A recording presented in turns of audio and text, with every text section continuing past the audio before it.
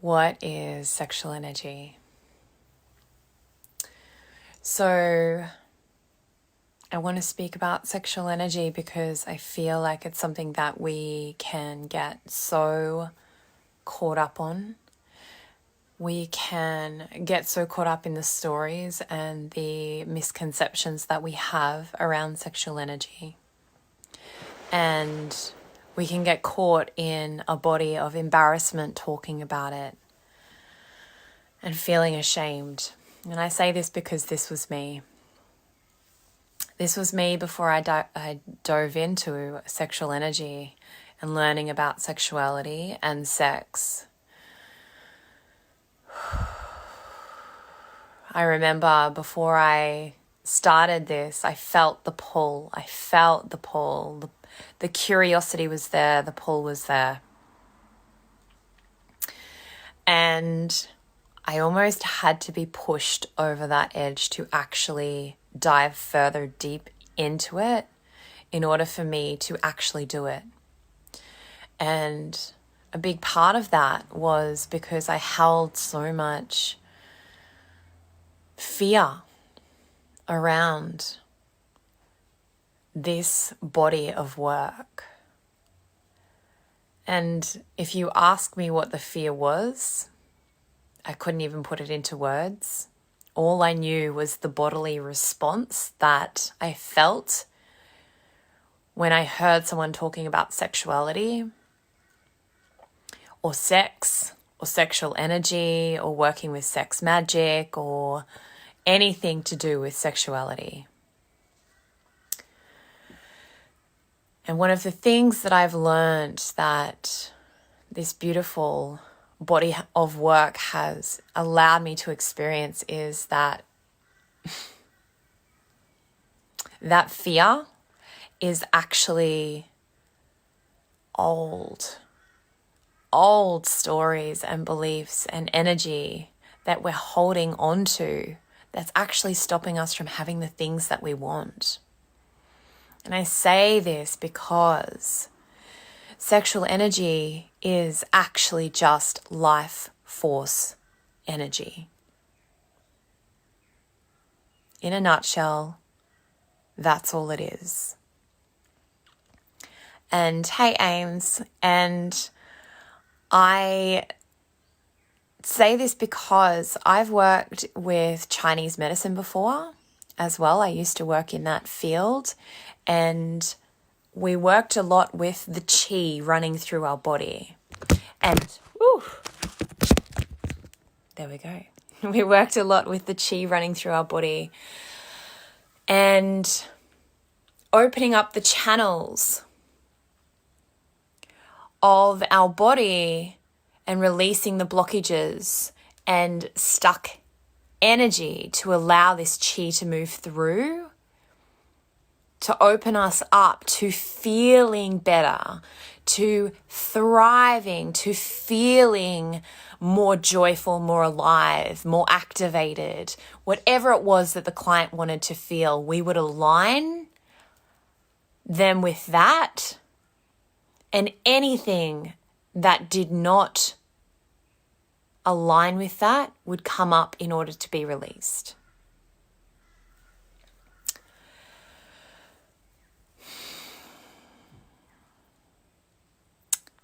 Hey, Ashley.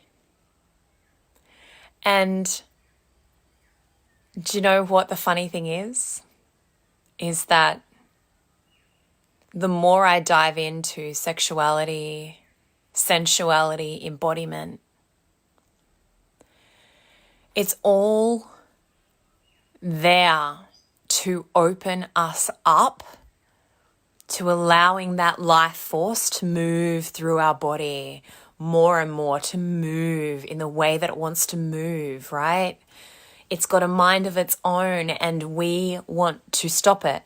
We aren't taught that it's safe to trust it. We're not taught that if we surrender into allowing life to move through us, then our life actually looks, feels, and exists so much more potently and magical than we could ever possibly imagine.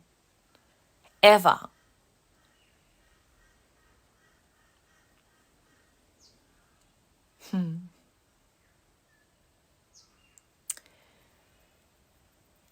And so what happens is when we are not diving into our sexual energy, our sexuality, our sex, what happens is more often than not, we are shaming it, feeling ashamed of our desires that we feel towards another person when we're in a relationship.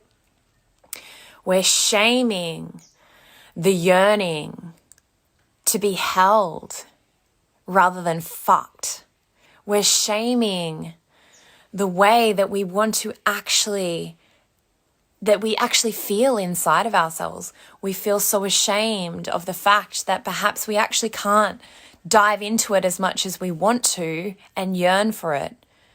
We don't feel like we can because it might feel embarrassing to even speak about.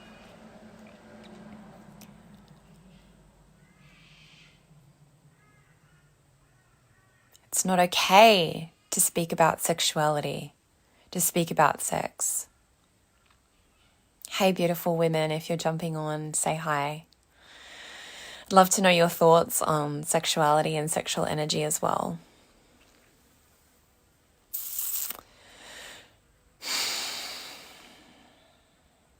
And there's a lot to this, but what I want to say around this is that if we aren't allowing ourselves to be in our sexual energy, to dive into our sexuality, we're living on track with disease, illness, pain, and death. And I don't care who you are or what you say back to that. That is what I know to be entirely 100% true. Because just like a plant, if you do not feed it, water it, or give it sunlight, it starts to die. And we hold that exact same thing. If you or me, if we do not dive into and allow ourselves to cultivate a relationship with our sexual energy, which is our life force energy, to nourish and nurture it, to allow it to grow and thrive, then we're essentially cutting it off, which is cutting off our life force energy because they're one and the same. And when we cut it off, what happens when we don't water or feed a plant? It starts to wilt and it starts to die.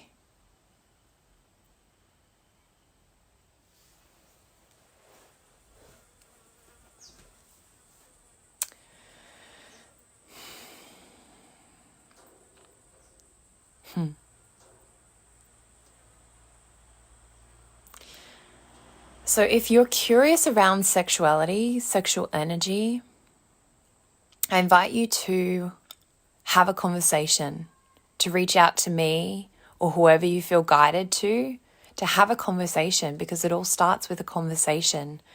And I just want to preface this with, I hear you if you're scared. I was scared as well. I still get scared. I still get scared. I still get scared. And time again, I'm proven wrong.